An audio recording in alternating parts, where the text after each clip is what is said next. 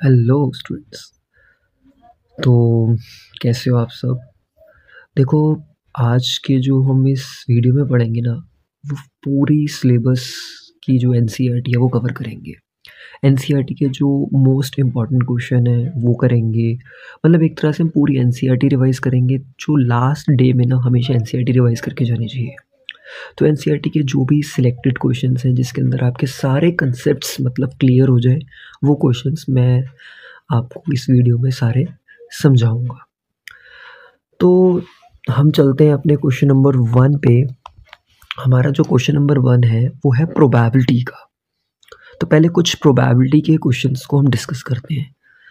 देखो, क्वेश्चन क्या है? A dice thrown once, find the probability of getting prime number, a number lying between 2 and 6 and odd number. Right. देखो, prime number वो होते हैं जो सिर्फ ऐसा नंबर जो सिर्फ अपने ही टेबल में आता है और किसी टेबल में नहीं आता। तो याद रखना, ये जो 1 नंबर होता है ना, 1, ये आपका नाइदर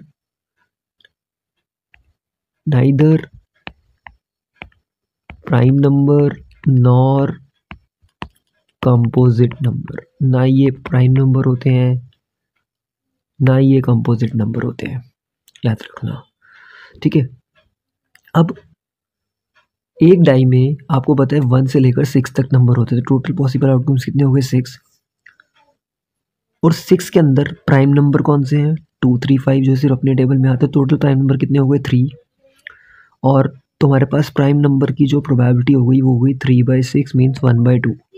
बस एक चीज़ का ध्यान रखना, हमेशा हर क्वेश्चन में प्रोबेबिलिटी के फॉर्मूला लिखना है। फॉर्मूला होता है number of favourable outcomes divided by total number of outcomes. Formula her question में आपको लिखना है। अब क्वेश्चन कहता है नंबर लाइंग बिटवीन 2 and 6। आपको पता है 2 और 6, देखो ये रहा 2, ये रहा 6। 2 और 6 के बीच में हमारे पास सिर्फ 3 नंबर लाई करते हैं, 3, 4, 5। टोटल 3 नंबर लाई करते हैं, तो प्रोबेबिलिटी कितनी हो गई? 3/6 मीन्स 1/2। अब हमें अगली प्रोबेबिलिटी निकालनी है ऑड नंबर की। अब देखो, 1 से लेकर 6 में ऑड नंबर कौन से हैं? 1, 3 एंड 5। टोटल कितने नंबर है? 3। वही सेम 3/6 मीन्स 1/2। नाउ हमारा जो अगला क्वेश्चन है वो देखो, कहते हैं हमारे पास टोटल 5 कार्ड्स हैं। वो 5 कार्ड्स कौन कौन से हैं? 10, जैक, क्वीन, किंग, एस। और ये जो सारे कार्ड्स हैं ना, ये सिर्फ डायमंड के हैं। इनको वेल शफल्ड करा, फेस डाउनवर्ड। अब इनमें से एक कार्ड पिक करा। सबसे पहले प्रोबेबिलिटी आपको किसकी निकालनी है? क्वीन की। क्वीन कितनी थी? 1। टोटल कार्ड्स कितने थे? 5। एक क्वीन थी, फॉर्मूला आपको पता ही है। तो प्रोबेबिलिटी कितनी आ गई? 1/5। अब वो कहता है उसमें से जो एक क्वीन हमने निकाली थी ना, उसको एक साइड में उठा के रख दिया, उसको एक साइड में उठा के रख दिया। तो टोटल 5 में से एक क्वीन हमने निकाल दी, तो मेरे पास एक क्वीन कम हो गई। तो अब मेरे पास कार्ड्स कितने बचे? 4। अब उसमें से हमको एस की और क्वीन की दोबारा निकालनी है। अब मेरे पास जो एस की हो जाएगी, एस तो एक ही थे, 1/4। 4 क्यों हो गए? क्योंकि एक कार्ड हमने निकाल दी, एस हमारे पास एक ही था। लेकिन नाउ अगले पार्ट में उसने ये बोला कि गेटिंग अ क्वीन।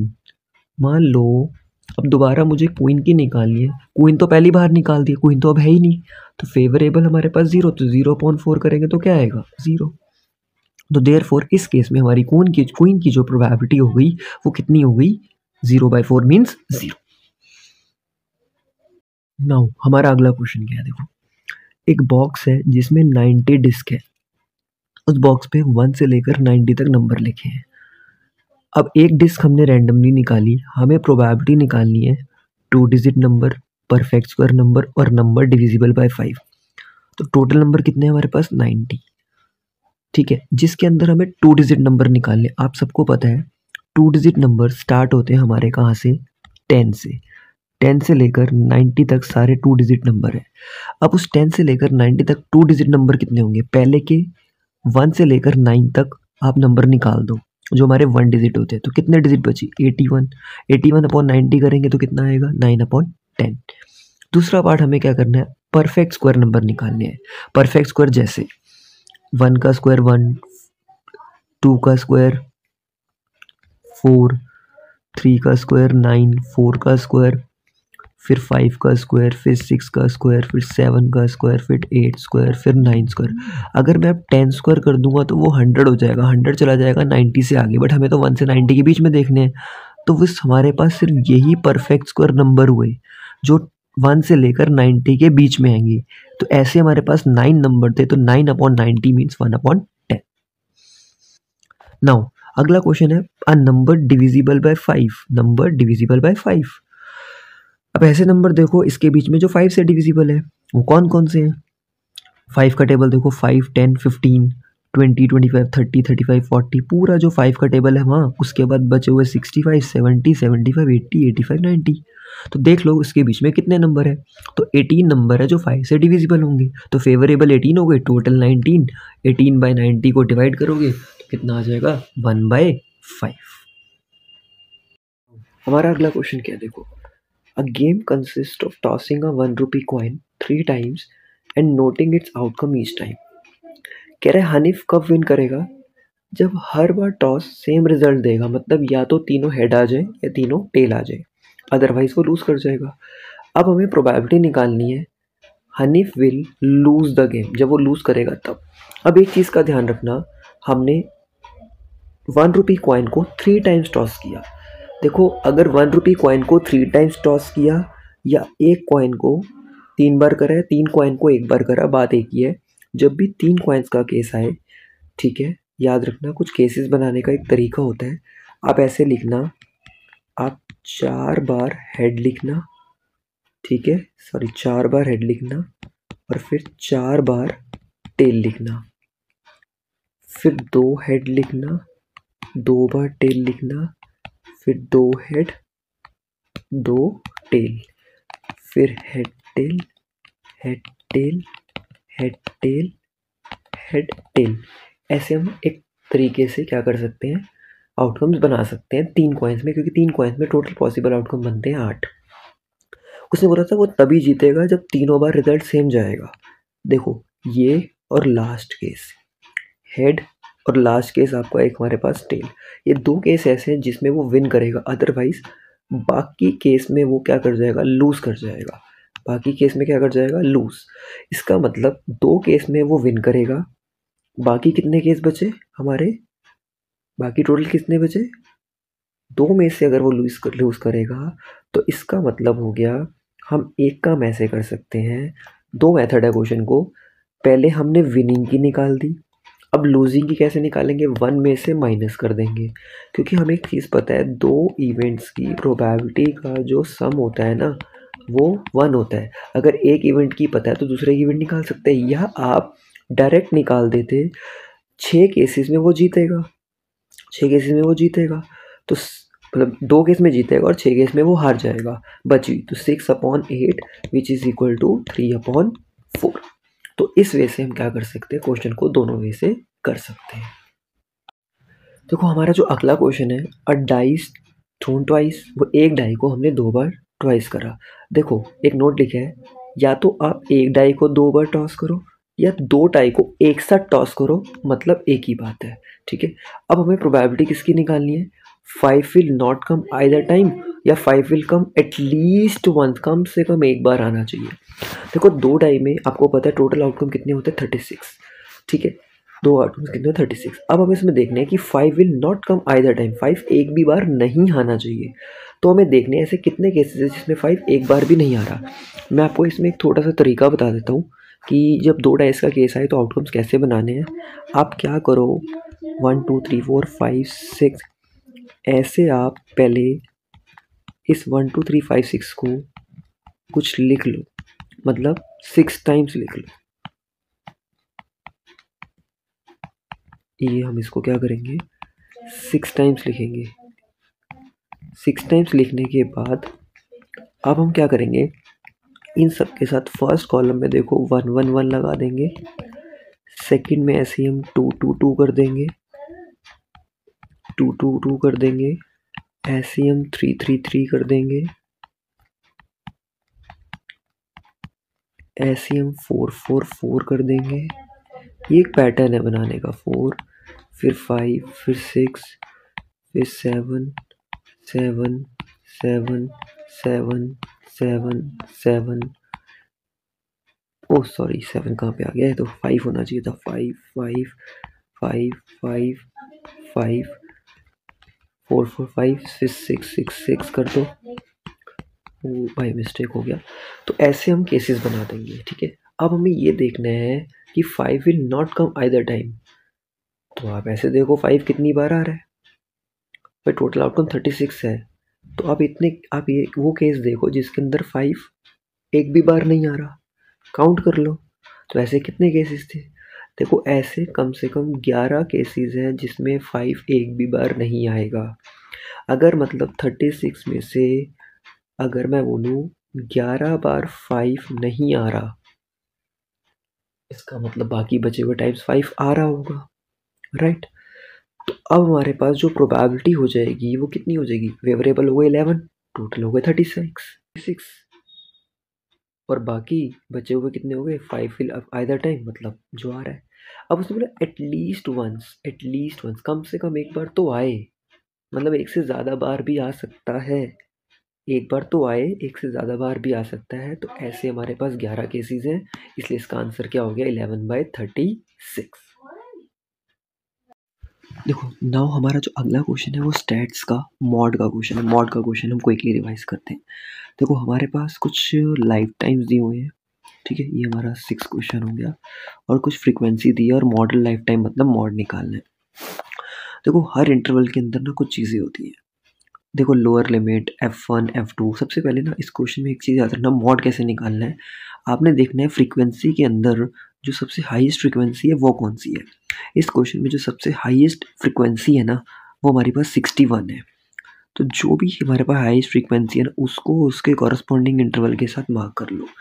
हम जो मार्क करते हैं ना वो हमेशा हाईएस्ट फ्रीक्वेंसी याद रखना F1 होती है, उससे पहले वाला F0, उसके बाद वाला हमारा जो होता है वो F2 होता है, राइट। F1 F0 F2। अब हम क्या करेंगे, जो जो वैल्यूज हमने निकाल ली वो सारी यहाँ पे आप लिख लो। अब जो हमने इंटरवल मार्क करा है 60 to 80 के बीच में जो डिफरेंस चल रहा है वो 20 का चल रहा है। बस अपना मॉड का फॉर्मूला याद रखो, L plus F1 minus F0 upon 2 F1 minus F0 minus F2 into H। बस इसमें वैल्यूज डालो, आप उसको सॉल्व करते जाओगे तो आपके पास कैलकुलेट होने के बाद उसका क्या आ जाएगा, एक आंसर आ जाएगा। ये हमारा आ जाएगा इस क्वेश्चन का मॉड। तो मॉड का क्वेश्चन क्या कैसे करना है वो आपको मैंने क्लियर कर दिया। तो सारे कंसेप्ट मैं आपको एक बार रिवाइज कराता जाऊंगा। तो लास्ट टाइम पे हमने बस ऐसे एक क्विक गो थ्रू करना है जिससे आपके सारे कंसेप्ट एक बार एनसीईआरटी के रिवाइज हो जाए। नाउ हमारा अगला स्टैट्स का क्वेश्चन है मीडियन की मिसिंग फ्रीक्वेंसी वाली टाइप। इस क्वेश्चन में देखो हमें ना मीडियन दिया हुआ है और हमें एक्स और वाई की वैल्यू निकालनी है। मीडियन दिया हुआ है और कुछ वैल्यू मिसिंग है वो निकालनी है, और क्वेश्चन में फ्रीक्वेंसी का टोटल गिवन है। ये चीज़ें आपको गिवन होगी, राइट।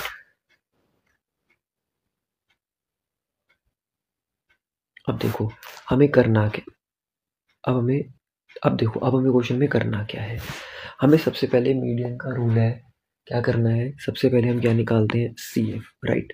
CF सबसे पहले हम क्या निकालते हैं CF कैसे निकालते हैं, first frequency as it is और अगला नंबर हम कहते हैं ऐड अप 5 + x, फिर 5 में 20 ऐड कर दो 25 प्लस।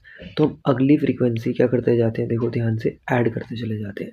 ऐड करके सबसे पहले आप क्या निकालोगे, CF निकालोगे, सबसे पहला स्टेप। एन हमारा कितना दिया हुआ है क्वेश्चन के अंदर 60। तो आप सबसे पहले क्या करोगे, जो भी हमारे पास ये जो लास्ट CF आएगी उसके इक्वल टू में जो हमें एन दिया हुआ है 60 वो रखोगे, और 45 इधर लेके जाके माइनस करोगे, और हम क्या बनाएंगे वहाँ से अपनी पहले फर्स्ट इक्वेशन। जैसे ही फर्स्ट इक्वेशन बनेगी, फर्स्ट इक्वेशन के बाद क्या करना है, हमें एक क्वेश्चन में मीडियन दिया हुआ। अब हमें देखना है कि वो जो हमारा मीडियन दिया हुआ है वो कौन से इंटरवल के बीच में लाई करता है। 28.5 जो आपका लाई करेगा वो 28.5 जो आपका लाई करेगा वो 20 से 30 के बीच में लाई करेगा। इसलिए हम पूरा इस प्रॉपर इस चीज़ को क्या कर लेंगे, मार्क कर लेंगे। हम क्या करेंगे, पूरा इस पार्ट को क्या कर लेंगे, मार्क कर लेंगे। अब इसके अकॉर्डिंग हमें पता लग गया कि हमारी जो मीडियन क्लास हो गई वो कितनी आ गई 20/20,30 हमारी एक क्या आ गई मीडियन क्लास। कई बार एग्जाम में आता है मीडियन क्लास निकालो, तो हमारी मीडियन क्लास कितनी आ गई 20/30। नाउ मिडिल क्लास निकालने के बाद अब हम देखेंगे हमारा CF क्या होगा। ये चीज़ का ध्यान रखना, जो हम मार्क करते हैं ना, हमेशा CF जो हमने मार्क किया ना उसके ऊपर वाली CF लेनी है, उसके ऊपर वाली हमने क्या लेनी है, CF लेनी है। अब हमारे पास CF भी आ गई और ये जो हमने मार्क किया वो हमारी F आ गई और ये हमारी कितनी आ गई, लोअर लिमिट, और इनके बीच का डिफरेंस कितने का आ गया, 10 का, जिसे हम क्या ले लेंगे, अपना क्लास साइज। सारी वैल्यूज़ आ गई। अब का फॉर्मूला यूज़ करेंगे, उसमें सारी वैल्यूज़ रखेंगे और इक्वल टू में मीडियन, फिर धीरे धीरे स्टेप बाय स्टेप इसको सॉल्व करेंगे। वहाँ से क्या आएगी, एक्स की वैल्यू। अब एक्स की वैल्यू क्या करेंगे, जो हमने ऊपर फर्स्ट इक्वेशन बनाई थी उसमें एक्स की जगह वैल्यू डाल देंगे और क्या निकाल देंगे, वाई की वैल्यू निकाल देंगे। ये था हमारा अगला क्वेश्चन। चलिए देखो, हमारा जो नेक्स्ट क्वेश्चन है वो है हमारा मीन का। इस क्वेश्चन में हमें ना मीन निकालना है। अब मीन निकालने के ना मेथड्स होते हैं, direct method, step division method, assumed method. तो हम करते हैं पहले एक डायरेक्ट मेथड। देखो हमारे पास प्लांट्स दिए हुए हैं, कुछ नंबर ऑफ हाउसेज दिए हुए हैं, मतलब फ्रीक्वेंसीज दी हुई हैं। सबसे पहले ना हमें एक्स आई निकालनी होती है। एक्स आई को बोलते हैं क्लास मार्क, मतलब मिड वैल्यू। एक्स आई का एक फॉर्मूला याद रखना, upper limit plus lower limit divide by two. तो ये जो अपर और लोअर है दोनों को ऐड करो, टू से डिवाइड कर दो, तो आपके पास क्या आ जाएंगी, सारी एक्स आई आ जाएंगी, राइट। अब हमारे पास डायरेक्ट मेथड में एक फॉर्मूला होता है एफ आई इंटू एक्स आई। तो जो भी हमारे पास एफ आई एक्स आई दी हुई है उन सबको क्या करते चले हो, मल्टीप्लाई करते चले हो। आपके पास क्या आ जाएगी, सारी एफ आई एक्स आई। फिर एफ आई एक्स आई का टोटल कर लो और एफ आई का क्या कर लो, टोटल। टोटल करने के बाद आप क्या करोगे, हमारे पास सिग्मा एफ आई का टोटल भी आ गया, एफ आई एक्स आई का भी टोटल आ गया। अब डायरेक्ट मेथड में हमारे पास फॉर्मूला होता है sigma F I x I upon sigma F I. दोनों के टोटल को डिवाइड कर दो तो हमारे पास क्या निकल जाएगा, मीन निकल जाएगा। नाउ हमारा अगला स्टैट्स का क्वेश्चन है मीडियन की मिसिंग फ्रीक्वेंसी वाली टाइप। इस क्वेश्चन में देखो हमें ना मीडियन दिया हुआ है और हमें एक्स और वाई की वैल्यू निकालनी है। मीडियन दिया हुआ है और कुछ वैल्यू मिसिंग है, वो निकालनी है, और क्वेश्चन में फ्रीक्वेंसी का टोटल गिवन है। ये चीज़ें आपको गिवन होगी, राइट।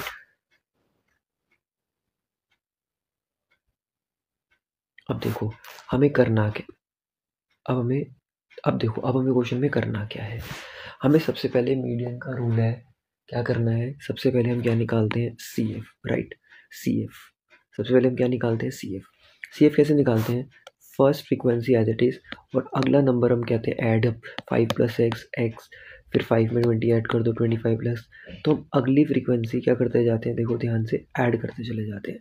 ऐड करके सबसे पहले आप क्या निकालोगे, सी एफ निकालोगे। सबसे पहला स्टेप, एन हमारा कितना दिया हुआ है क्वेश्चन के अंदर, 60। तो आप सबसे पहले क्या करोगे, जो भी हमारे पास ये जो लास्ट सी एफ आएगी उसके इक्वल टू में जो हमें एन दिया हुआ है 60 वो रखोगे और 45 इधर लेके जाके माइनस करोगे और हम क्या बनाएंगे वहाँ से अपनी पहले फर्स्ट इक्वेशन। जैसी ही फर्स्ट इक्वेशन बनेगी, फर्स्ट इक्वेशन के बाद क्या करना है, हमें एक क्वेश्चन में मीडियन दिया हुआ। अब हमें देखना है कि वो जो हमारा मीडियन दिया हुआ है वो कौन से इंटरवल के बीच में लाई करता है। 28.5 जो आपका लाई करेगा वो 28.5 जो आपका लाई करेगा वो 20 से 30 के बीच में लाई करेगा। इसलिए हम पूरा इस प्रॉपर इस चीज़ को क्या कर लेंगे, मार्क कर लेंगे। हम क्या करेंगे, पूरा इस पार्ट को क्या कर लेंगे, मार्क कर लेंगे। अब इसके अकॉर्डिंग हमें पता लग गया कि हमारी जो मीडियन क्लास हो गई वो कितनी आ गई, 20/20, 20/30 हमारी एक क्या आ गई, मीडियन क्लास। कई बार एग्जाम में आता है मीडियन क्लास निकालो, तो हमारी मीडियन क्लास कितनी आ गई, 20/30। नाउ मिडिल क्लास निकालने के बाद अब हम देखेंगे हमारा सी एफ क्या होगा। ये चीज़ का ध्यान रखना, जो हम मार्क करते हैं ना, हमेशा सी एफ जो हमने मार्क किया ना उसके ऊपर वाली सी एफ लेनी है, उसके ऊपर वाली हमने क्या लेनी है, सी एफ लेनी है। अब हमारे पास सी एफ भी आ गई और ये जो हमने मार्क किया वो हमारी एफ आ गई और ये हमारी कितनी आ गई, लोअर लिमिट, और इनके बीच का डिफरेंस कितने का आ गया, 10 का, जिसे हम क्या ले लेंगे, अपना क्लास साइज।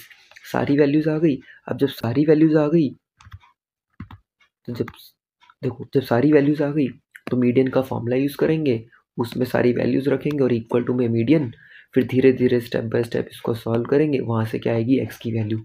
अब एक्स की वैल्यू क्या करेंगे, जो हमने ऊपर फर्स्ट इक्वेशन बनाई थी उसमें एक्स की जगह वैल्यू डाल देंगे और क्या निकाल देंगे, वाई की वैल्यू निकाल देंगे। ये था हमारा अगला क्वेश्चन। देखो हमारा जो अगला क्वेश्चन है ना वो भी मीडियन का है, जिसमें लेकिन एक टाइप है, ध्यान से समझना, ये बिलो वाली टाइप है। सब में क्या लिखा हुआ है, बिलो। जब भी ऐसे बिलो या लिखा हो या मोर देन लिखा हो ना, तो इसका मतलब है जो हमारे पास नंबर ऑफ पॉलिसी होल्डर है ना, ये कभी भी फ्रीक्वेंसी नहीं होती। इसे हम CF बोलते हैं। बिलो, लेस देन या अबव या मोर देन लिखा हो तो ये हमारी CF होती है, फ्रीक्वेंसी नहीं होती। मतलब इस क्वेश्चन में हमें ये CF दी हुई है और हमें यहाँ से क्या निकालनी है, इसकी फ्रीक्वेंसी निकालनी है। चलो देखो, अब फ्रीक्वेंसी कैसे निकालेंगे, हमें चीज़ें दी हुई है। इसमें क्या होता है, जो हमारी फर्स्ट CF दी हुई है ना, वो तो एज इट इज़ रखेंगे और सेकेंड टर्म में से फर्स्ट टर्म माइनस करेंगे। मतलब 6 - 2, 20 - 4, 45 - 24। तो बाद वाली टर्म में से पहले वाली टर्म क्या करते चले जाएंगे, माइनस करते चले जाएंगे। इससे क्या होगा, हमारे पास ना यहाँ पे एक्चुअली में जो सारी निकल गई ना, ये हमारी फ्रिक्वेंसीज निकल गई। अब आपको पता है फ्रीक्वेंसी निकल गई, तो अब हम अपना आगे का स्टेप वैसे ही करेंगे। हमारे पास टोटल क्या दिया हुआ था, एन का जो टोटल था वो कितना था, 100। जो एन का टोटल होता है ना, वही हमारा एक एन मतलब फ्रीक्वेंसी का टोटल होता है, जो हमारा कितना दिया हुआ है, 100। अब हम क्या करेंगे, जब हमारे पास ये निकल जाएगा और पहला स्टेप मीडियन का क्या होता है, n/2। एन कितना था, 100। 100/2 कितना हो गया, 50। अब देखेंगे हम इस 50 को हम कहाँ देखेंगे, CF के अंदर। CF के अंदर याद देखना, 50 से जस्ट अगला ग्रेटर नंबर देखेंगे कि 50 से अगला ग्रेटर नंबर कौन सा है। 50 से अगला जस्ट ग्रेटर नंबर कौन सा है हमारा, CF में देखेंगे वो है 78। तो फिर हम उसको क्या कर लेंगे, मार्क कर लेंगे। अब इससे हमारे पास, और जो हम मार्क करते हैं हमेशा उसके ऊपर वाला क्या होता है, CF। फ्रीक्वेंसी कितनी होगी, 33। लोअर लिमिट कितनी होगी, 35। और बीच का डिफरेंस कितना हो गया, 5। वैल्यूज निकालने के बाद अब हम क्या करेंगे, वही मीडियन के फॉर्मूले में वैल्यू डाल देंगे और उसको कैलकुलेट कर देंगे। इस हिसाब से हमारा क्या निकल जाएगा, मीडियन। देखो नाउ हमारा जो अगला क्वेश्चन है वो भी मीन से रिलेटेड है। इसके अंदर क्या है, देखो मीन गिवन है और एक मिसिंग फ्रीक्वेंसी हमें निकालनी है। ठीक है, हमें इंटरवल्स भी गिवन है, फ्रीक्वेंसी भी गिवन है, XI हम निकाल देंगे सेम फॉर्मूले से। हम क्या करेंगे, DI का फॉर्मूला होता है XI - A। अब इस क्वेश्चन को हम एज्यूम्ड मेथड से कर रहे हैं कि ये मेथड भी क्लियर हो जाए। XI - A, आप XI में से कोई भी बीच की वैल्यू क्या कर दो, एज्यूम्ड। अब DI कैसे निकलता है, XI में से, XI जितनी भी आपको ये दे रखी है इसमें से A जो आपने एज्यूम्ड करा है वो क्या करते चले जाओ, माइनस करते चले जाओ। तो आपके पास शुरू में कुछ वैल्यू नेगेटिव्स आएंगी, फिर वो पॉजिटिव होती चली जाएंगी। फिर इसके बाद अगला कॉलम होता है FI DI। मतलब जो आपने ये FI निकाल रखा है और जो आपने ये DI निकाल दिया, इन दोनों को मल्टीप्लाई करते चले जाओ तो आपके पास क्या आ जाएंगी, सारी FI DI आ जाएंगी। अब हम क्या करेंगे, इस सारी फ्रीक्वेंसी का टोटल करेंगे और इसका भी टोटल करेंगे। और जब टोटल करेंगे तो याद रखना उसमें फ्रीक्वेंसी ऐड नहीं करते। तो ये सब टेबल प्रिपेयर करने के बाद अब हम सीधा आ जाएंगे अपने फॉर्मूलेस पर। हम एज्यूम्ड मेथड का फॉर्मूला अप्लाई करेंगे, A + FI DI/FI। बस इस फॉर्मूले में जो जो वैल्यूज़ हमने डाली है इक्वेट करेंगे। और याद रखना इक्वल टू में हमें क्या रखना है, जो मीडियन हमें गिवन है ये 18 इधर जाके माइनस हो जाएगा। उसके बाद आप इसकी वैल्यू निकालोगे तो F की वैल्यू कितनी आ जाएगी, 20। तो ये है मिसिंग फ्रीक्वेंसी वाली टाइप जो आपकी एग्ज़ाम में आने के चांसेस हैं। हमारा अगला क्वेश्चन है सरफेस एरिया का। हमारा सरफेस एरिया काफ़ी इंपॉर्टेंट चैप्टर है। देखो क्या है, 2 cubes each of volume 64 centimetre cube are joint end to end. हमारे पास देखो 2 क्यूब्स है, हमने 2 क्यूब्स को ज्वाइन कर दिया। जब हमने 2 क्यूब्स को ज्वाइन करा, ज्वाइन करने के बाद क्या बन गया, ये एक पूरा एक आपका क्यूबॉइड बन गया, राइट। देखो जब क्यूबॉइड बन जाएगा तो क्यूबॉइड की लेंथ, क्योंकि अब क्वेश्चन में क्या दिया हुआ था, वॉल्यूम दिया हुआ था। वॉल्यूम ऑफ क्यूब का फॉर्मूला क्या होता है, साइड क्यूब। तो उससे पहले हमने क्या निकाली, उसकी साइड। तो हमारे पास अगर एक साइड 4 आ गई, मान लो ये 4 है तो इधर से ये भी 4 होगी, तो 4 + 4 कितनी हो गई, 8। तो लेंथ बढ़ जाएगी बट ब्रेड्थ और हाइट हमेशा क्या रहेगी, सेम। ऐसे क्वेश्चन में लेंथ इंक्रीज हो जाती है बट ब्रेड्थ और हाइट सेम रहती है। अब हम क्या करेंगे, उसने बोला है जो क्यूबॉइड निकला उस क्यूबॉइड का टोटल सरफेस एरिया निकालो। तो क्यूबॉइड का टोटल सरफेस एरिया का फॉर्मूला होता है 2LB + BH + HL। बस इसमें हमने देखो एक एक करके वैल्यू डाली, सॉल्व किया और हमारे पास क्यूबॉइड का सरफेस एरिया कैलकुलेट हो गया। नाउ हमारा अगला क्वेश्चन क्या है, vessel is in the form of the hollow hemisphere. एक हेमिस्फीयर है जिसके ऊपर आपके पास एक सिलेंडर है। जो हेमिस्फीयर है ना, इसका डायमीटर कितना है, 14। और हमारी वेसल की जो टोटल हाइट है वो है 30। अब क्वेश्चन में बोला हमें inner surface of the vessel निकालना है। देखो हम सरफेस एरिया के ना कॉम्बिनेशंस वाले कंसेप्ट पढ़ रहे हैं। तो कॉम्बिनेशंस में क्या करना होता है, जब भी हमें एक रिक्वायर्ड एरिया निकालना होता है ना, हम सिलेंड्रिकल पार्ट और हेमिस्फेरिकल पार्ट का क्या करेंगे, कर्व सरफेस एरिया निकाल के ऐड कर देंगे। और इस चैप्टर में आपको फॉर्मूलेज याद होने चाहिए। अब एक चीज़ बताओ, टोटल सरफेस एरिया कितना है 13। अगर उसमें से सिर्फ इतना पार्ट, ये जो है हेमिस्फेयर का जो रेडियस है, अगर वो माइनस कर दिया जाए 13 में से, क्योंकि डायमीटर कितना दिया रखा था देखो 14, तो रेडियस उसका क्या हो जाएगा हाफ। तो मीन्स कि अगर हम 13 में से 7 माइनस कर दे तो सिलेंड्रिकल पार्ट की हाइट कितनी आ जाएगी, 6 आ जाएगी। और हमारे पास जो रेडियस हो गया वो 7 हो गया। अब हम क्या करेंगे, दोनों के सी एस ए को निकाल के ऐड कर देंगे। सी एस ए का फॉर्मूला होता है 2πr/h प्लस 2πr²। बस इसके अंदर वैल्यू डालेंगे, पाई की वैल्यू हमेशा 22/7 डालेंगे और सॉल्व करके हम क्या करेंगे, उसका आंसर कैलकुलेट करेंगे और इसका आंसर आएगा 572 सेंटीमीटर स्क्वायर।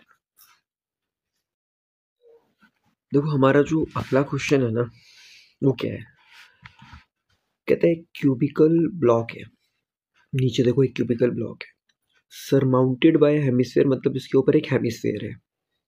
कह रहा है what is the greatest diameter hemisphere. कह रहे हैं ग्रेटेस्ट डायमीटर मतलब जितनी क्यूब की साइड होगी ना, उतना ही इस हेमिस्फेयर का डायमीटर होगा। ग्रेटेस्ट का मतलब वही हो गया, मीन्स जितनी क्यूब की साइड होगी उतना ही हमारे पास हेमिस्फेयर का डायमीटर होगा। तो मीन्स अब हेमिस्फेयर का डायमीटर 7 हो गया तो रेडियस उसका हाफ हो गया। अब ऐसे क्वेश्चन में हमेशा क्या करना है, जो रिक्वायर्ड एरिया निकालना है, एक चीज़ का ध्यान से समझना, टोटल सरफेस एरिया कैसे निकलेगा। अगर हम क्यूब के एरिया में से, क्यूब के टोटल में से हेमिस्फेयर का सी एस ए तो हम ऐड कर देंगे, मतलब ये ऊपर वाला पार्ट, और जो नीचे का जो हेमिस्फेयर का जो बेस है ना, जो जो क्यूब को कवर कर रहा है, उतना एरिया आपको इसमें से माइनस करना पड़ेगा। अगर आप नहीं करोगे तो वो रिपीट हो जाएगा। तो क्यूब के टी एस ए में से हेमिस्फेयर का T S A C S A add करना है, बट हेमिस्फेयर का जो बेस एरिया है ना वो माइनस करना है। क्यूब का सी एस ए क्या होता है, क्यूब का टोटल सरफेस एरिया क्या होता है 6 इंटू साइड स्क्वायर। हेमिस्फेयर का सी एस ए होता है 2πr²। और किसी भी सर्कल का बेस एरिया होता है πr²। 2πr² में से एक πr² माइनस करो, πr² आ गया। अब आपके पास सारी वैल्यूज़ पता है, बस वैल्यू डाल दो और सॉल्व कर दो, हमारे पास आंसर कैलकुलेट हो गया। बस यही क्वेश्चन था हमारा। देखो हमारा जो अगला क्वेश्चन है वो है from a solid cylinder whose height is 2.4 centimetre. एक सिलेंडर है जिसकी हाइट है 2.4 सेंटीमीटर, डायमीटर दिया हुआ है पूरा 1.4। कहता है conical cavity of same height and same diameter is hollowed out, मतलब सेम हाइट और सेम डायमीटर का एक कोन उसमें से क्या कर दिया, अलग कर दिया। Find the total surface area of the remaining solid. देखो एरियाज वाले क्वेश्चन में जब भी आपको रिमेनिंग वर्ड बोले ना, रिमेनिंग का मतलब ऐसा नहीं कुछ माइनस करना है, वो वॉल्यूम में करना होता है। हम सबसे पहले क्या करेंगे, इसके अंदर ये जो कोन है ना, हमें रेडियस पता है, डायमीटर 1.4 है, तो रेडियस उसका हाफ हो जाएगा।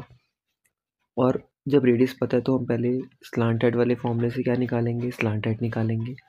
फिर उसके बाद हम क्या करेंगे, जो रिक्वायर्ड एरिया आएगा वो कैसे आएगा, सिलेंडर के सी एस ए को और कॉनिकल पार्ट के सी एस ए को तो ऐड करना है। और याद रखना इसमें से जो नीचे का एक सिलेंड्रिकल बेस है ना, वो भी ऐड होगा, क्योंकि वो बेस अलग है, वो आपको ऐड करना पड़ेगा, क्योंकि ऊपर वाला बेस तो कॉमन हो गया, तो नीचे वाला जो बेस है ना वो एक ऐड होगा। सी एस एफ सिलेंडर क्या होता है 2πr/h, कॉनिकल पार्ट का सी एस ए πr/l, और एरिया ऑफ बेस होता है πr²। बस फॉर्मूला अप्लाई करो और उसमें वैल्यूज डाल के उसको सॉल्व कर दो, तो हमारे पास क्या आ जाएगा, उसका रिक्वायर्ड एरिया आ जाएगा। हमारा जो अगला क्वेश्चन है वो देखो, ये भी मोस्ट इंपॉर्टेंट है। A solid pole consist of cylinder, एक पोल है, मतलब जो सिलेंडर है सिलेंड्रिकल फॉर्म में, जिसकी हाइट है 220 सेंटीमीटर और जो डायमीटर है ना वो 24 सेंटीमीटर है। जो डायमीटर है ना वो आपका 24 सेंटीमीटर है। कह रहा है इसके ऊपर एक और सिलेंडर है जिसकी हाइट अलग से दी हुई है, जिसका आपको रेडियस अलग से दिया हुआ है। अब कह रहा है इस पोल का, ये पूरा एक पोल है, इस पोल का मास निकालना है और जिसकी हमें डेंसिटी गिवन है कि 1 सेंटीमीटर जो क्यूब है वो 8 ग्राम के इक्वल है। याद रखना डेंसिटी का फॉर्मूला होता है मास बाय वॉल्यूम, राइट। हमें क्या निकालना है, बट मास, तो मास का फॉर्मूला क्या होता है, डेंसिटी इंटू वॉल्यूम। याद रखना डेंसिटी का फॉर्मूला होता है मास बाय वॉल्यूम। बट इस क्वेश्चन में हमें क्या निकालना है, मास। मास का फॉर्मूला क्या होता है, डेंसिटी इनटू वॉल्यूम। अब डेंसिटी हमें 8 ग्राम दे रखी है, तो हम पहले क्या करेंगे, वॉल्यूम निकालेंगे। वॉल्यूम कैसे निकालेंगे, दो सिलेंडर है, अगर हम दोनों सिलेंडर का अलग अलग वॉल्यूम निकाल के पहले क्या कर दे, ऐड कर दे, तो टोटल वॉल्यूम आ जाएगा। अब 1 सेंटीमीटर क्यूब अगर 8 ग्राम के इक्वल है, तो जो हमारा आंसर आया है उसको 8 ग्राम से क्या कर देंगे, मल्टीप्लाई।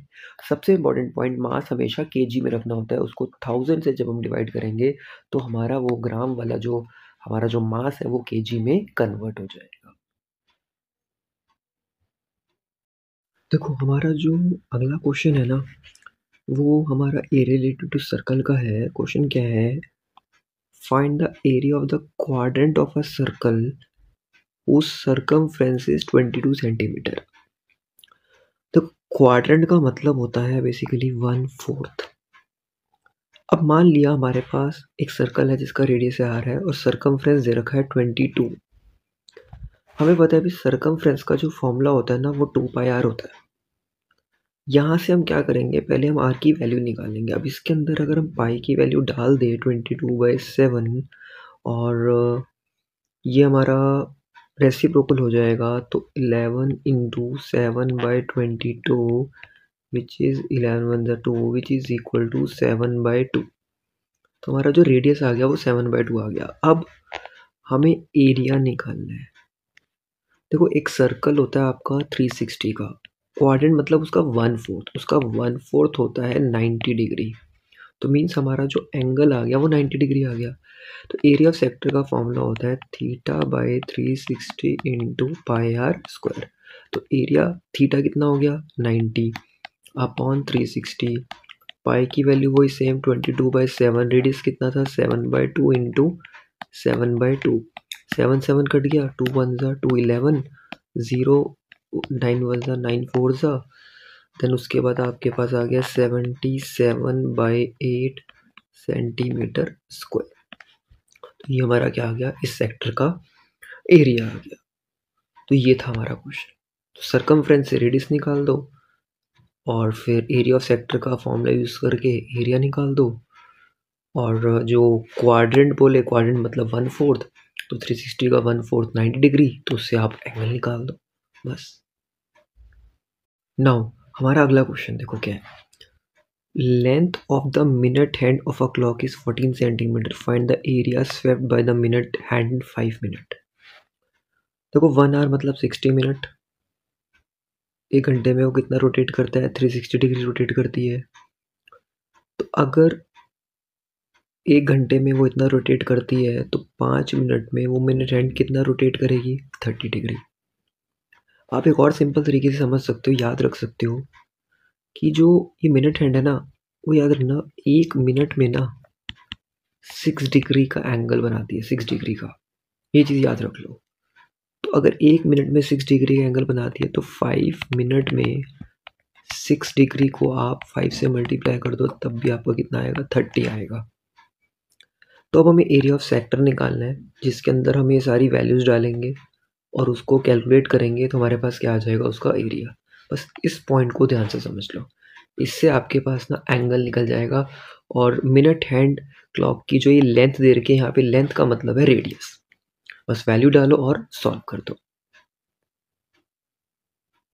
हमारा जो अगला क्वेश्चन है, ध्यान से बनना, इसमें सारे टाइप्स आपके क्लियर हो जाएंगे। एक सर्कल है जिसका रेडियस है 21 सेंटीमीटर, जो एक सेंटर पे 60 डिग्री का एंगल बना रहा है। तो कह रहा है पहले लेंथ ऑफ आर्क निकालो, फिर एरिया ऑफ सेक्टर निकालो, फिर एरिया ऑफ सेगमेंट निकालो। हमें रेडियस दिया है, लेंथ दिया है, सबसे पहले हमें लेंथ ऑफ आर्क निकालना है। लेंथ ऑफ आर्क का फॉर्मूला होता है θ/360 इंटू 2πr। अब इस फॉर्मूले में थीटा दिया हुआ है हमारे पास, पाई की वैल्यू डालो, रेडियस डालो, सबसे पहले लेंथ ऑफ आर्क निकाल दो। फिर उसने बोला सेक्टर का एरिया निकालो। सेक्टर का फॉर्मूला आपको पता ही है क्या होता है, θ/360 इंटू πr²। फॉर्मूला हर क्वेश्चन में लिखना ज़रूरी है, मार्क्स कट जाएंगे, फॉर्मूला हर क्वेश्चन में कंपलसरी है। अब इसको सॉल्व किया, हमारा आंसर आ गया 231 सेंटीमीटर स्क्वायर। तो हमने पहले लेंथ निकाली, फिर एरिया निकाल दिया। नाउ अब हमें क्या निकालना है, एरिया ऑफ सेगमेंट निकालनी है। तो एरिया ऑफ सेगमेंट निकालने के लिए क्या करोगे, सबसे पहले आप क्या करोगे, ट्राइंगल का एरिया निकालोगे। अब यहाँ पे जो ट्राइंगल था वो इक्विलेटरल था, क्योंकि एंगल आपका 60 डिग्री था तो मीन्स इक्विलेटरल है। तो इक्विलेटरल का फॉर्मूला जो होता है ना वो होता है √3/4 a²। अब साइड हमें दे रखी थी, मतलब जो रेडियस था वही हमारी साइड थी, तो उससे हमने क्या करा, पहले इक्विलेटरल ट्राइंगल का एरिया निकाला। अब सेगमेंट का एरिया कैसे निकालते हैं, मतलब मैं जो चीज़ समझाता हूँ, मान लो ये आपके पास सेगमेंट है और ये आपका वो है सेक्टर। तो अगर हम ये पूरे नीचे से सेक्टर के एरिया में से ये ट्राइंगल जो है ऊपर, जो हमारा ये इक्विलेटरल ट्राइंगल है, अगर मैं इसको माइनस कर दूँ तो मेरे पास ये नीचे से सेगमेंट का एरिया आ जाएगा। तो सेक्टर के एरिया में से ट्राइंगल का एरिया माइनस कर दें तो हमारे पास एरिया आ जाएगा। सेक्टर का एरिया हमने निकाल दिया, ट्राइंगल का एरिया भी हमने निकाल दिया, बस दोनों को माइनस करा और आंसर आ गया। नेक्स्ट क्वेश्चन देखो, ये जो हमारा क्वेश्चन है ना एनसीईआरटी का, इम्पॉर्टेंट है एरियाज का, 120 डिग्री का केस है। क्वेश्चन कहता है chord of a circle of radius 12 centimeters subtend an angle of 120 degree at the center। ध्यान से देखो, आपके पास रेडियस गिवन है और एंगल गिवन था 120, जिसका हाफ हो गया 60।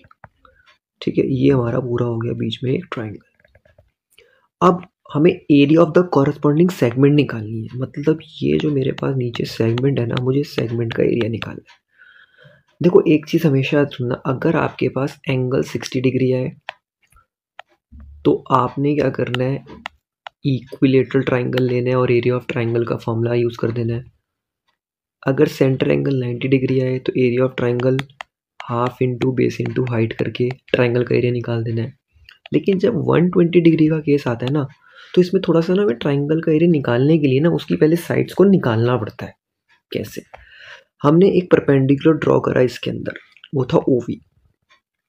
और परपेंडिकुलर, हमारे पास एक थ्योरम होती है, जो परपेंडिकुलर होता है वो कॉर्ड को बाइसेक्ट करता है, और स्पेशली वो जो परपेंडिकुलर होता है ना वो एक आइसोसेलेस ट्राइंगल के एंगल को भी बाइसेक्ट करता है। इसलिए अगर ये पूरा 120 था तो ये हमारा 60-60 हो जाएगा। अब पहले आप, जो हम ट्रिगो में पंडित बद्री प्रसाद का कंसेप्ट यूज करते हैं, यहाँ से इस ट्राइंगल को ले लो OSV। तो अब हमें पता है कि पंडित बद्री प्रसाद वाला होता है, फिर हर हर बोले, एंड हर हर बोले पंडित बद्री प्रसाद, बहुत सारे मेथड होते हैं, पाकिस्तान भूखा पैसा, हिंदुस्तान हरा भरा, अलग अलग कंसेप्ट होते हैं, अलग अलग बनाए गए हैं, अलग याद करने का तरीका होता है। और ऊपर होता है सोना चांदी तोले साइन कोस्टैन। तो अब देखो हमने क्या करना है, इस ट्राइंगल से ना पहले हमें ये बीच वाली जो OV है ना ये निकालनी है। तो हमने ये ट्राइंगल लिया, तो हमने B/H लिया। अब B/H क्या होता है, कॉस होता है, तो cos 60 यूज़ करा, वहाँ से हमने OV की वैल्यू निकाल दी। अभी वैल्यू निकालने के बाद अब हम क्या करेंगे, अब देखो ये वैल्यू निकालने के बाद अब हम एक चीज़ का ध्यान रखेंगे, मुझे नीचे से जो SV है ना, SV ये निकालनी है SV। तो मैं दोबारा SV/OV लूँगा और साइन 60 का यूज़ करके SV निकाल दूंगा नीचे से, जो मेरी ये SV है, ये SV आ गई 6√3, तो पूरी जो ST हो जाएगी वो उसकी डबल हो जाएगी। मतलब हमारे पास ट्राइंगल का जो नीचे का जो बेस है ना वो निकल गया, और OV हमारे पास हाइट भी आ गई, ट्राइंगल की हाइट भी आ गई, ट्राइंगल का बेस भी आ गया। अब आपको पता है क्या करना है, एरिया ऑफ ट्राइंगल का फॉर्मूला यूज़ कर देंगे, half into base into height कर देंगे। तो अब हम क्या करेंगे, उसी ट्राइंगल में एरिया का फॉर्मूला यूज़ करके हमने बेस भी निकाल दी, हाइट भी निकाल दी, तो एरिया निकाल देंगे √3 की वैल्यू डाल के। फिर उसी क्वेश्चन में पहले हम सेक्टर का एरिया निकालेंगे। सेगमेंट का एरिया कैसे निकालते हैं, अगर हम सेक्टर के एरिया में से जो हमने ट्राइंगल का एरिया निकाला है अगर हम उसको माइनस कर देंगे तो हमारे पास क्या आ जाएगा, उसका एरिया आ जाएगा। नाउ हमारा अगला क्वेश्चन है, ये हॉर्स वाला है, कई बार इस पे केस स्टडी भी आ जाती है। तो क्वेश्चन क्या है, एक हॉर्स इज, क्वेश्चन क्या देखो, a horse is tied to a peg at one corner of a square. Horse को एक स्क्वायर के कॉर्नर पर उन्होंने बांध दिया, और ये स्क्वायर की जो साइड है ना पूरी, ये पूरी ये आपकी हर जगह से 15 मीटर दी हुई है, राइट। और जिस रोप से बांधा है ना, पहले यहाँ से लेकर यहाँ तक रोप की जो लेंथ होगी ना वो 5 मीटर होगी। तो पहले कहता है उस पार्ट का एरिया निकालो जिस पार्ट में हॉर्स ग्रेस कर रहा है, मतलब जितने पार्ट पे वो एरिया को ग्रेस कर रहा है। तो पहले एरिया ऑफ सेक्टर ये निकालेंगे। फिर दूसरे पार्ट में कहता है अगर हम ग्रेजिंग एरिया बढ़ा दें, मतलब ये जो 5 सेंटीमीटर की लेंथ थी उस 5 की जगह अगर उसकी जगह हम 10 ले लें तो फिर उसका ग्रेजिंग एरिया क्या होगा, और पाई की वैल्यू 3.14 यूज़ करनी है। मतलब हमें यहाँ पे सेक्टर का एरिया निकालना है, एक बार रेडियस 5 लेकर निकालना है और एक बार रेडियस 10 लेकर निकालना है। अब स्क्वायर के सारे एंगल 90 होते हैं तो ये एंगल हमारा 90 डिग्री हो जाएगा। बस एरिया चेंज कर देना है और एरिया चेंज करने के बाद हम क्या करेंगे, अलग अलग दोनों का सेक्टर का क्या निकाल देंगे, एरिया निकाल देंगे।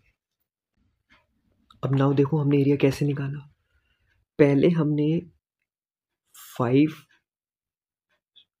मीटर लेकर हमने रेडियस निकाला और पाई की वैल्यू 3.14 बोली है, वो आ गया। फिर हमने एक बार 10 मीटर लेकर हमने एरिया निकाला। हमारा आंसर ये नहीं है, उसने बोला कितना एरिया बढ़ जाएगा।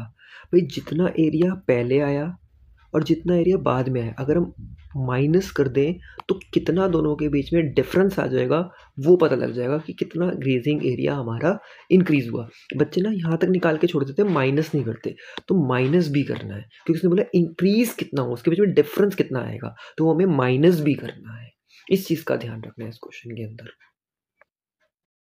देखो नाउ हमारा जो अगला क्वेश्चन है वो सर्कल्स का है। Prove that tangent drawn at the ends of the diameter of the circle are parallel.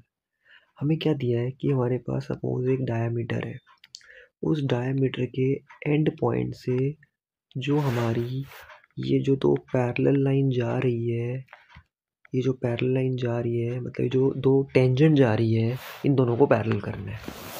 देखो हम लोग को एक पता है, एक थ्योरम पता है, radius drawn to this segment tangent will be perpendicular to the tangent. हमारे पास थ्योरम है, उसके अकॉर्डिंग हमने पहले ये दिखाया कि ये दोनों आपस में क्या है, परपेंडिकुलर है। मतलब इधर से ये भी 90 हो गया, ये भी 90 हो गए सारे हमारे पास। अब जब ये भी 90 हो गया, ये भी 90 हो गया, इसका मतलब हो गया कि यहाँ से ये एंगल्स आपस में क्या बन गए, ऑल्टरनेट एंगल। तो हमें पता है जब ऑल्टरनेट एंगल्स इक्वल होते हैं, 9th में हमने थ्योरम पढ़ी है, तो लाइंस क्या होती है, पैरेलल होती है। Therefore since alternate interior angle are equal, therefore हमारी जो ये लाइंस होंगी वो क्या होंगी, पैरेलल होंगी। कॉन्सेप्ट्स को क्लियर करो, बस प्रॉपर्टीज क्लियर करो, सर्कल बहुत ईजी रखेगा। नाउ हमारा जो अगला क्वेश्चन है ये भी सर्कल्स का इंपॉर्टेंट है कि हमारे पास एक क्वाड्रिलेटरल है, सर्कमस्क्राइब सर्कल, मतलब उसके अंदर एक सर्कल है। प्रूव करना है A B plus C D का जो सम है, A B plus C D का जो सम है वो A D plus B C के इक्वल होना चाहिए, मतलब इन अपोजिट साइड्स का सम आपस में इक्वल होना चाहिए। अब हमारे पास एक थ्योरम होती है, देखो गिवन टू प्रूफ हर क्वेश्चन में लिखना ज़रूरी है। गिवन क्या है, एक क्वाड्रिलेटरल है और ये हमें प्रूफ करना है। तो अगर हम यहाँ से इस क्वेश्चन को प्रूव करने की कोशिश करें तो वी नो दैट जो टेंजेंट हम ड्रॉ करते हैं एक्सटर्नल पॉइंट से उनकी जो लेंथ होती है वो इक्वल होती है। इसका मतलब यहाँ से डी के अकॉर्डिंग डी एस और डी आर इक्वल होगी, ए के अकॉर्डिंग ये इक्वल होगी, इसके अकॉर्डिंग ये इक्वल होगी, इसके अकॉर्डिंग हमारी ये इक्वल होगी। हमने ऐसे 4 इक्वेशन बनाई, चारों को क्या कर दिया, ऐड कर दिया। ऐड करने के बाद हमने ना पेयर्स को अरेंज कर देना है, मतलब डी आर को सी आर के साथ, बी पी को ए पी के साथ, डी एस को ए एस के साथ, सी क्यू को बी क्यू के साथ, क्योंकि इनको जब ऐड करेंगे सी डी बनेगा, इसको ऐड करेंगे ए बी बनेगा, इसको ऐड करेंगे ए डी बनेगा, इसको ऐड करेंगे बी सी बनेगा। तो वो चीज़ जो हमें प्रूव करनी थी वो अपने आप ही हमारे पास प्रूव होती हुई चली जाएगी। ये था हमारा सर्कल का क्वेश्चन। हमारा जो अगला क्वेश्चन है सर्कल का, ये भी मैं यही कहूँगा, इम्पॉर्टेंट नहीं बोलूँगा इसको, मैं वेरी इंपॉर्टेंट का नाम दूंगा। इस क्वेश्चन के अंदर हमारे पास दो पैरेलल टेंजेंट्स दे रखी है, एक और ये दो, और एक और टेंजेंट है। इसमें हमारे पास फिगर दे रखी होगी एनसीईआरटी में, ये हमें एक कंस्ट्रक्शन करनी पड़ेगी जो हमने यहाँ पर करी। हम क्या करेंगे, सबसे पहले इस क्वेश्चन के अंदर ना ये ट्राइंगल और ये जो मैंने डार्क कर दिए दो ट्राइंगल्स, हम पहले क्या करेंगे, कॉन्ग्रेंट करेंगे, क्योंकि हमें इसमें जो बीच वाला एंगल है ना वो 90 डिग्री करना है। तो उसके लिए हम क्या करेंगे, ये ट्राइंगल पहले कॉन्ग्रेंट करेंगे। कॉन्ग्रेंट करने के लिए देखो ये हो गया रेडियाई ऑफ द सर्कल, ये आ गया आपके पास कॉमन। और दूसरी चीज़ हमारे पास जो आ गई, ये एक्सटर्नल पॉइंट से जो भी हम टेंजेंट ड्रॉ करते हैं उनकी लेंथ इक्वल होती है, हमें थ्योरम पता है। तो ट्रिपल एस रूल से दोनों ट्राइंगल कॉन्ग्रेंट हो गए। CPCT से इस ट्राइंगल का ये एंगल और ये एंगल क्या हो गया, इक्वल हो गया। सिमिलरली इधर से हमारा ये एंगल और जो ये एंगल है वो भी क्या हो गए, इक्वल हो गए। तो दो इक्वेशन बना के इन दोनों एंगल्स को क्या कर दो, इक्वल कर दो पहले।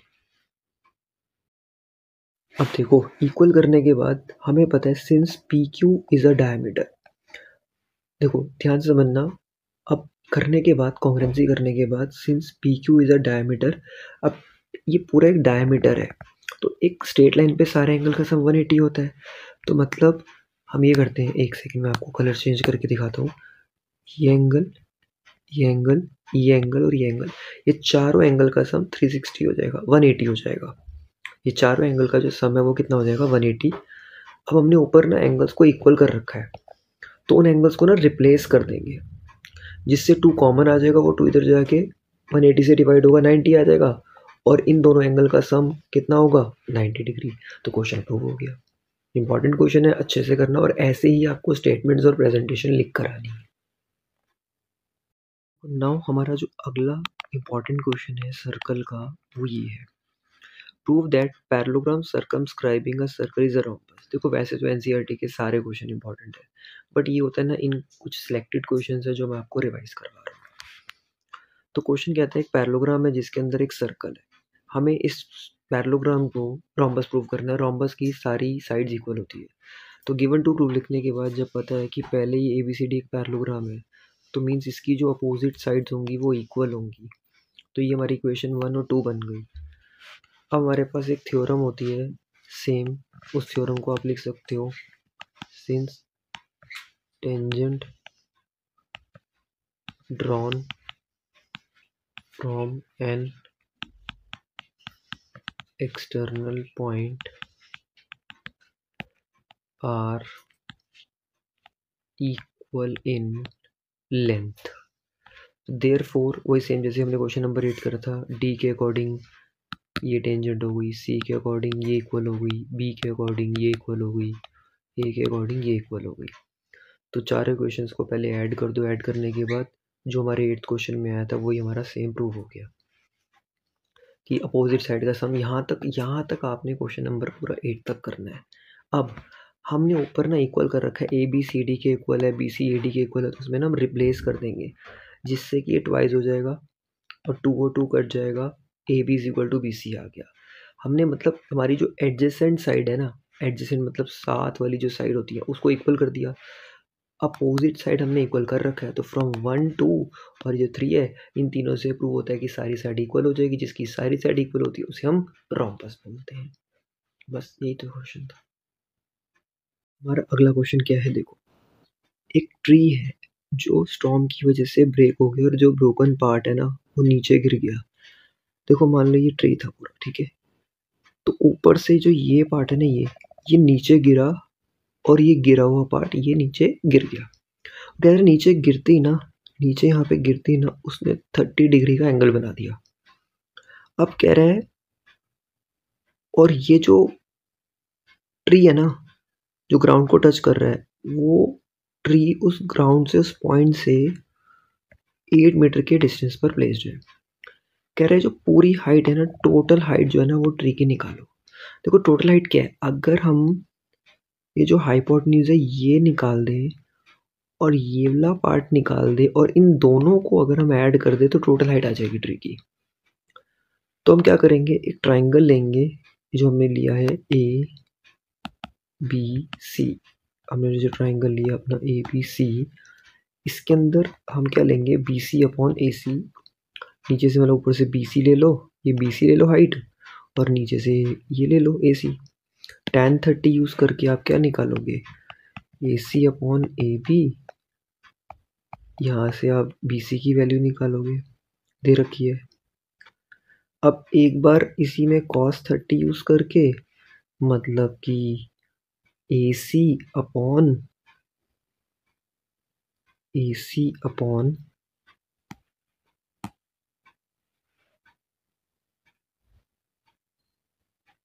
हम यहाँ से लेंगे, नीचे से एक ले लेंगे AC और एक ले लेंगे AB, ठीक है, उससे हम AB की वैल्यू निकाल देंगे।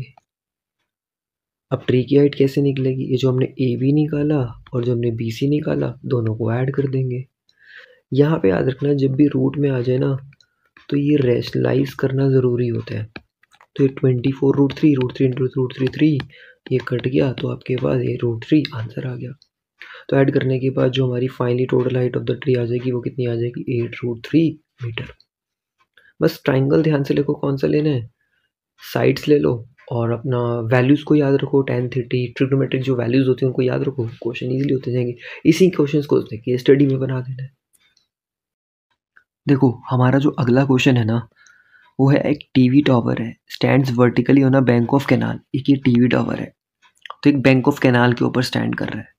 तो कह रहा है from a point on the other bank directly opposite to the tower, angle of elevation of the top of the tower is 60 degree. एक और है उसके अपोजिट साइड पर, उस पॉइंट से जो एंगल ऑफ एलिवेशन है वो है हमारे पास 60 degree. From the other point, एक और पॉइंट है जो इससे 20 मीटर और दूर जाके है, वहाँ से जो एंगल ऑफ एलिवेशन है ना वो हमारा 30 डिग्री है। अब बताओ find the height of the tower and the width of the canal. ये टावर की जो हाइट है ये, और ये जो विड्थ है, विड्थ हमारा ये है, इसकी विड्थ निकालनी है। तो हम कैसे निकालेंगे? देखो देखो अब हम क्या करेंगे, मैंने वही फिगर दोबारा बनाई कि हमारे पास ये नॉर्मल टावर था, ये उसकी कैनाल की विड्थ थी। तो पहले हम क्या करेंगे, जो नीचे ये जो हमारा ए बी सी ट्राइंगल है ना, ये लेके tan 60 लेके पहले हम नीचे से बी सी की वैल्यू निकालेंगे ए बी की टर्म में। फिर ऐसे हम पूरा बड़े वाला ट्राइंगल लेंगे, उसमें tan 60 यूज़ करेंगे। नीचे जो बी डी है उसको हम C D plus B C लिख सकते हैं, और बी सी की वैल्यू हमने निकाल रखी है। बस वो वैल्यू पुट कर देंगे और सॉल्व करके बी सी की वैल्यू आ जाएगी। रूट थ्री कट गया, यहाँ से 10 मीटर आंसर आ गया। बस दो ट्राइंगल लो, दो इक्वेशंस बनाओ, उसको सॉल्व कर दो, आंसर आ जाएगा। बस कैलकुलेशन ध्यान से करनी है आप लोगों ने।